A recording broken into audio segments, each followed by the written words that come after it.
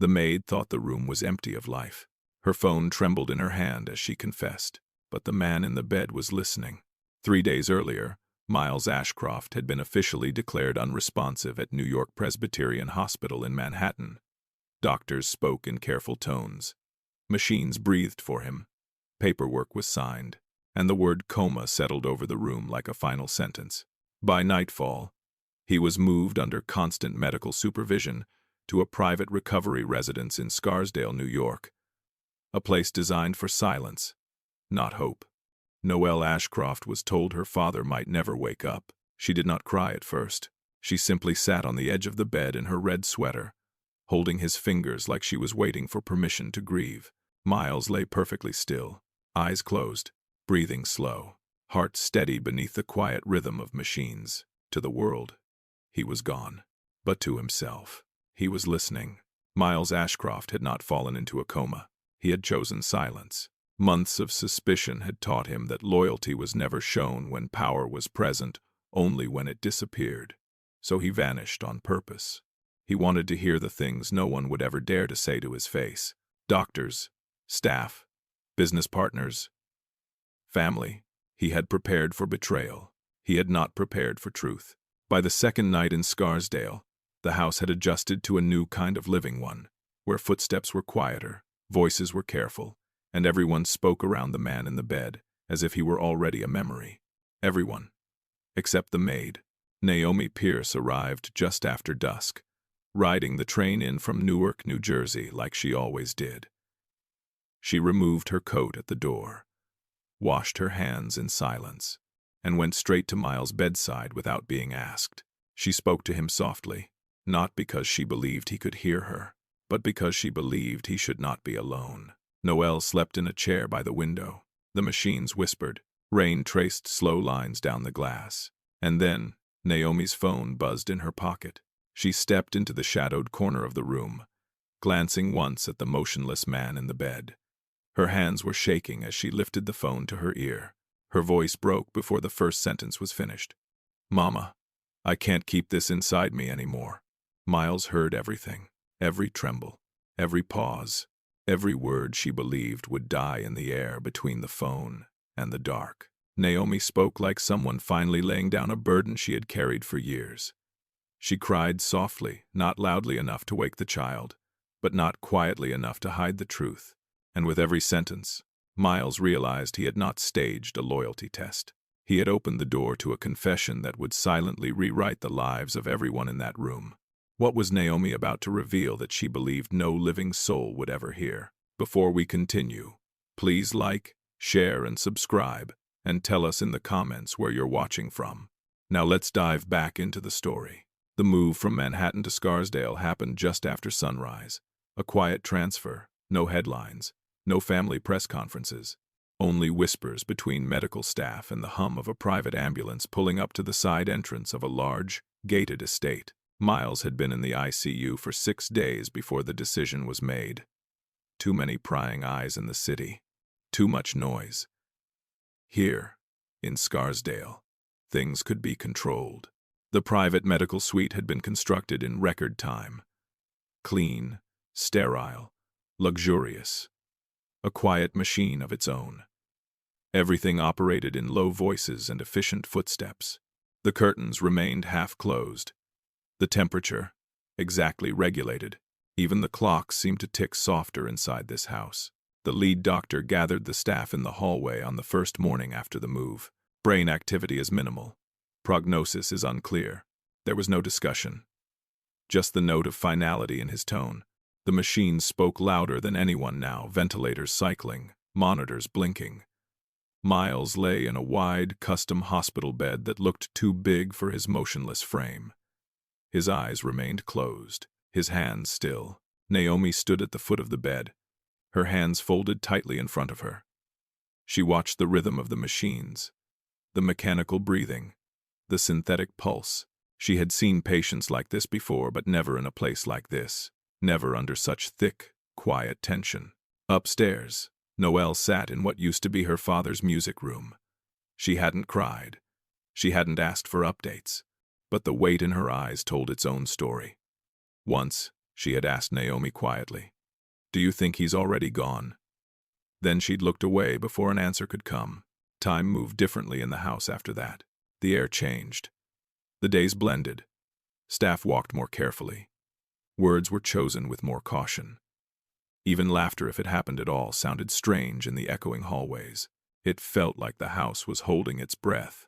Naomi started staying late. At first, it was just a few extra minutes, then an hour, then longer. Long after the shifts changed and lights dimmed, she remained, sitting beside the bed, watching, waiting, as if something might happen when no one else was around. She didn't touch him. She rarely spoke aloud, but her presence filled the room in a way no monitor could record. And then came the pattern. Each time Naomi entered the room softly, quietly, just crossing the threshold, the heart monitor would react. A spike, brief, measurable, not enough to trigger alarms, but enough for someone to notice. The nurses didn't say anything at first. Maybe they assumed it was coincidence, a machine glitch, static, but it happened again. And again. The log began to fill with quiet notations. Still, Naomi didn't seem to notice. Not yet. Why does Miles' heart monitor spike every time Naomi enters the room? The nights were the quietest, when the staff reduced to one, when the house dimmed and even the walls seemed to sigh with exhaustion. That's when Naomi began to speak. She didn't plan to. It started one evening when the storm rolled in, low thunder making the windows hum. Miles lay still, unchanged, and Naomi sat near the end of the bed, her shift long over, the world outside disappearing into wind and rain. "You should know she's scared," Naomi said quietly, eyes fixed on the rise and fall of his chest. But she'd never admit it. Miles gave no sign he heard her. But Naomi continued anyway. "She barely touches her food, stays up until 3, keeps pretending school is going fine, but she's slipping behind." The machines clicked. The room breathed for him. "And the way she looks at you like she's hoping you'll just sit up and say it was all a mistake." From that night on, Naomi spoke to him almost every evening. Little pieces, soft truths. Sometimes news from outside weather, headlines, a neighbor who left flowers. But more often, she talked about Noelle. "She misses your voice," Naomi whispered one evening. "She listens to your old voicemail sometimes. Doesn't think I know." Other nights, her voice dipped lower, her hands fidgeting in her lap. "I shouldn't even be telling you this," she said once. "But maybe it doesn't matter now." There were times she paused mid-sentence, as if catching herself before saying too much. Sometimes she'd apologize for something but never explain why. "I'm sorry," she said once, eyes wet, voice barely a breath. I'm sorry." Noelle began sleeping beside the bed now and then, curled up in the chair with a blanket, her head tilted against the padded arm. She never asked. She just appeared in the night, silent, arms wrapped around her knees until her body gave in to sleep. And through it all, Miles listened. Somewhere in the darkness of his mind, the world began forming again. He could not speak, could not move, but the voices reached him. Naomi's the clearest. Her voice carried weight, pain, regret. Noelle's softer, more distant, but still sharp enough to reach him in pieces. It was strange, being unseen and helpless. But stranger still was hearing things never meant for his ears. When a man lies silent, truth loses its fear. In this stillness, people said what they never said before. Naomi's voice, unguarded. Noelle's sighs. The quiet confessions no one dared speak when he was awake. He had become a witness to a world that never revealed itself when he had power, presence, or breath. And Naomi was unraveling. Each word she spoke came closer to something buried. Each pause felt heavier. Each apology, closer to something final. What is Naomi so afraid to say out loud? The machines kept humming, and the house stayed quiet.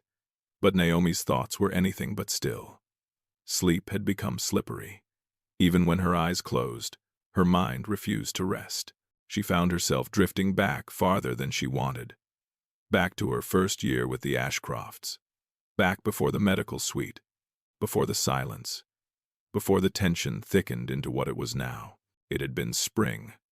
Early May. The trees in Branch Brook Park had exploded with cherry blossoms, the kind that didn't seem real. Soft pinks, delicate whites, the petals raining like snow. Naomi remembered it clearly because that was the day everything started to feel wrong. Noelle had been smaller then, still clumsy in her shoes, still smiling without hesitation. That afternoon, she had gone off ahead on the path with someone Naomi had been told to trust. A family friend, regular visitor, always polite, always helpful. Naomi had hung back on a bench, distracted by a phone call and the brightness of the sun. But something quiet and cold had crawled up her spine when she turned to look down the path. They were gone. Not far, not long, just around a bend. But when Noelle came back into view, her smile was gone. Her eyes looked older, and the man, he had a practiced grin, a little too smooth, a little too ready. Naomi didn't say anything then. She couldn't prove anything, but something felt off. She knew the feeling. She had learned to trust it. Later that week, she reported it. Quietly, carefully. Not an accusation, just a concern. A small whisper to a senior staff member. The warning came swiftly. That's not your place. Be smart. No one raised their voice. But the message was clear. Keep your job. Keep quiet. So she buried it. She told herself she'd imagined it. That Noelle was fine. That there was no reason to make noise. No reason to stir fear without facts. She watched more closely after that. Made sure Noelle was never alone with him again. And over time, the memory faded. Not completely. Just enough to let her work. Just enough to let her sleep. Until now. Now. With Noelle sleeping beside the bed some nights. With Miles frozen in silence. The memory was coming back louder. Naomi stood in the corner of the medical room, arms wrapped around herself, watching the soft rhythm of the monitor. The beeping pulsed in time with her thoughts. What if silence hadn't protected Noelle? What if all it had done was delay something worse? She swallowed hard and glanced at Miles. He was still. Always still. But in her gut, she felt like something in the room had shifted. The past didn't feel like the past anymore. What we bury in fear doesn't die. It waits. And now, it was waiting for her. That spring day. The missing moment. The man with the smile. Naomi had never told anyone what she felt. What she saw. What, she almost said. What did Naomi actually see that day? The digital clock read 2:17 a.m. The house was silent. The kind of silence that pressed against the skin. Naomi stood near the bed, hands clenched at her sides. The only sound was the mechanical rhythm of Miles's ventilator, the steady beeping of the monitor proof that he was still alive, even if no one could say for how long. She thought he was gone.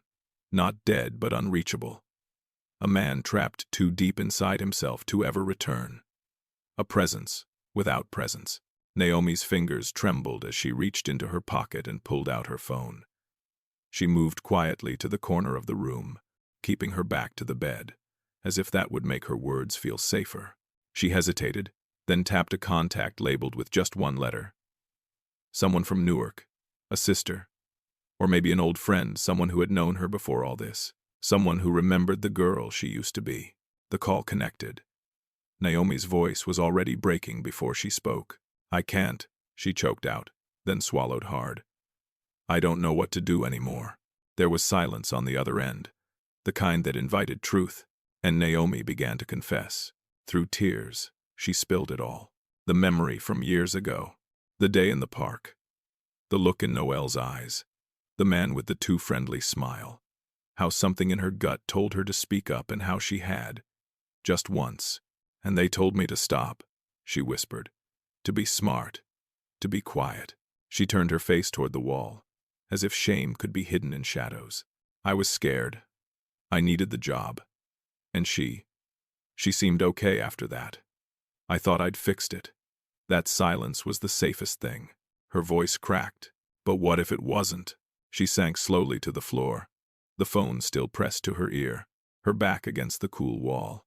What if it's still hurting her? She whispered. What if I didn't stop anything? She cried now, soundless sobs that shook her shoulders. Her voice dropped even lower. If he ever wakes up, I'll lose everything. She didn't see the flicker on the monitor. She didn't notice the change in breathing, subtle but real. She didn't know that Miles, motionless in the bed, had heard every word. He couldn't move, couldn't speak. But inside his mind, something was shifting. Her voice had reached him again, but this time, it didn't just brush the surface. This time, it cracked through something deeper. She spoke into the phone. But heaven was listening. The confession hung in the air like smoke. Raw, unretractable. Naomi ended the call slowly, staring at her reflection in the dark window across the room. Her eyes were red, her face pale. She looked like someone unraveling. Behind her, the room remained unchanged. The man in the bed didn't move, but something had moved within him. What will Miles do with the truth he was never meant to hear? The ICU wing at New York Presbyterian looked the same as before. Bright lights, antiseptic air, monitors blinking like silent watchers. But to Miles, returning here was different now. The machines hadn't changed. The doctors still moved like quiet shadows. But inside his mind, something had fractured. He was here for evaluation, they said. A brief transfer. A few days of advanced neuromonitoring before returning to Scarsdale. Another round of silent scans. Another parade of specialists discussing his life as though it had already ended.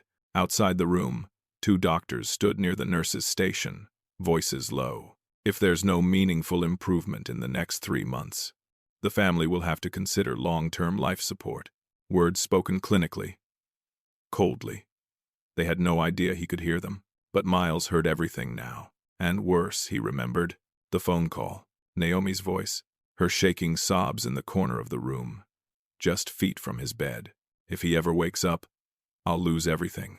That line echoed in him like thunder in a canyon. He relived every second of that night. Her whispered confession, the things she'd buried, the fear in her voice when she spoke about Noel, the man in the park, the silence that followed. It played over and over, like a curse.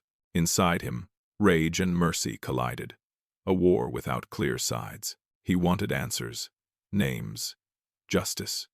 He wanted to demand why Naomi had stayed quiet, why she hadn't pushed harder, screamed louder, done more. But another voice, quieter, deeper, kept interrupting. Would she have been believed? Would he have believed her? In that sterile room, surrounded by machines keeping him alive, Miles faced a truth he couldn't escape. He had created the world Naomi feared. His power had been the silence, his presence, the warning. All those years, people had looked to him for strength, but now he saw the shadow behind it. They hadn't felt safe. They'd felt afraid.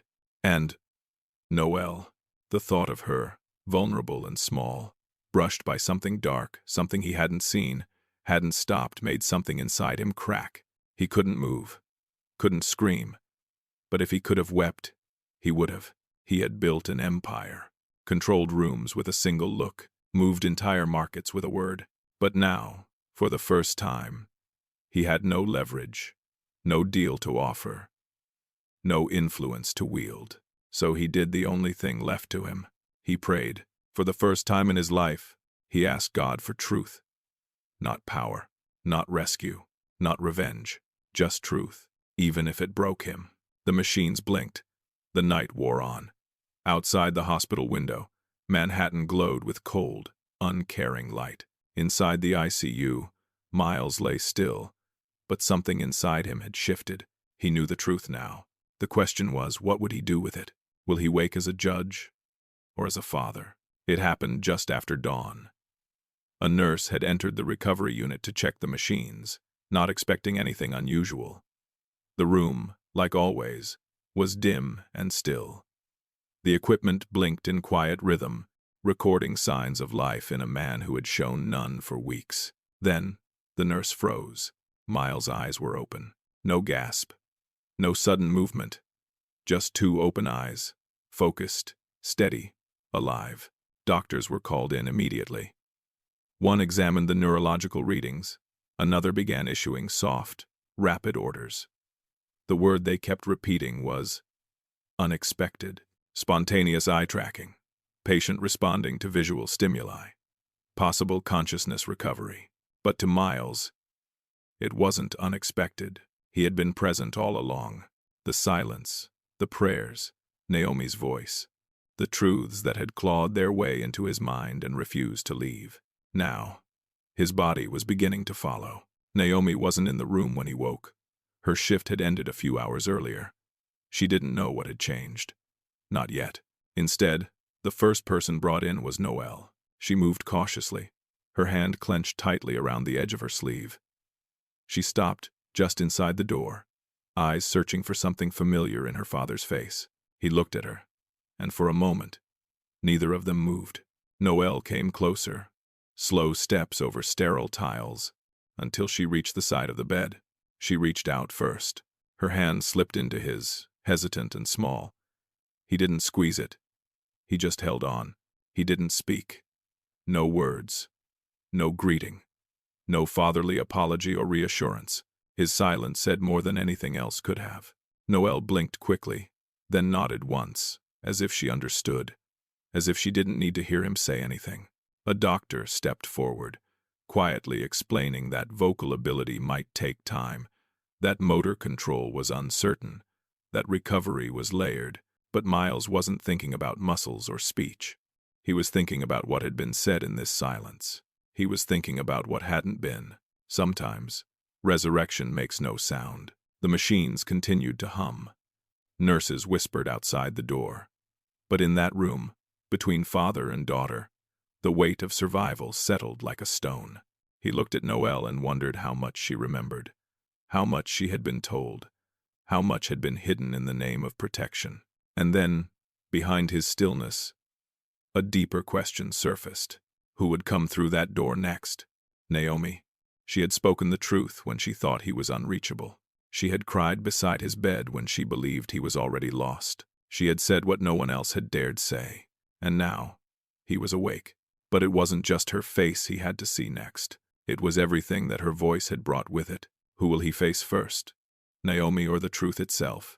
The riverside garden in Yonkers was almost empty.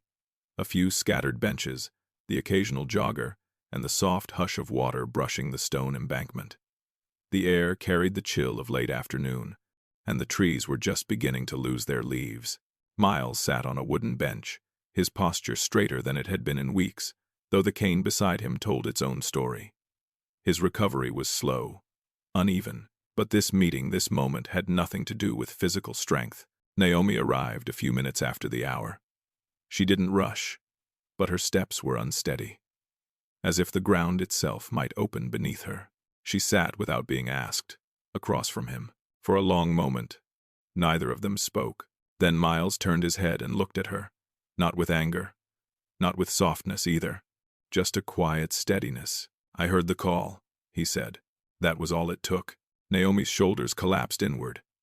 Her hands came up to her face, and a sound escaped her. A low, breathless gasp. Not quite a sob.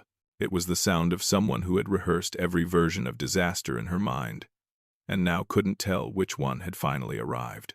"I was going to tell you," she whispered. When you were gone, I didn't think." Miles shook his head once, not to dismiss her, but to stop the spiral before it swallowed her. "I don't need the explanation," he said. "I need the truth, and I already have it." Naomi sat frozen, braced for the blow she was certain would come. But it didn't. Instead, Miles looked out at the water. "My absence made fear possible," he said quietly. "I built something strong enough to silence people who should have spoken. That wasn't power. That was failure." Naomi's breath caught, but she said nothing. He looked back at her, his voice steady but without warmth. "You won't be arrested." She blinked. "You won't be celebrated either." Her lips parted, but no sound came. "And I can't forgive you yet." Naomi closed her eyes, and tears slipped free, not from shock, but from the weight of something heavier than punishment. He let the silence sit between them like a third presence. She nodded once. "I understand." They didn't hug. There were no apologies exchanged. No dramatic promises or outbursts. Only the truth, sitting between them like a cold stone neither of them could lift. Mercy does not always feel like relief. When Naomi stood, she didn't look back. And when Miles rose minutes later, he didn't watch her leave. They had spoken. They had survived the moment. But not everything survives resolution. Some truths don't heal in conversation. Some wounds don't close in the light. And sometimes, mercy feels like standing in the wreckage with your hands by your sides, knowing the fire is out but the smoke is still in your lungs. The papers were signed behind sealed doors. No reporters waited outside. No camera flashes. No statements. The accused figure was removed quietly, his name no longer appearing on any youth program roster. His credentials quietly dissolved. His access revoked without noise. There was no scandal. Just a final meeting in a small courtroom in White Plains. A sealed case. A silent agreement. One life folded away so others could begin again. Naomi never attended the hearing. By that time, she had already transferred to a facility closer to Newark, something quieter, slower.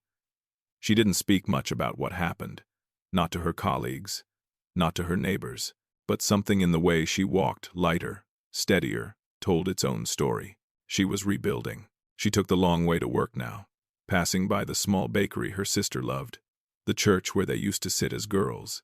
She was trying to find the pieces of herself that had been left behind the day she stayed quiet. In Scarsdale, things shifted too quietly. Noelle began therapy, real therapy.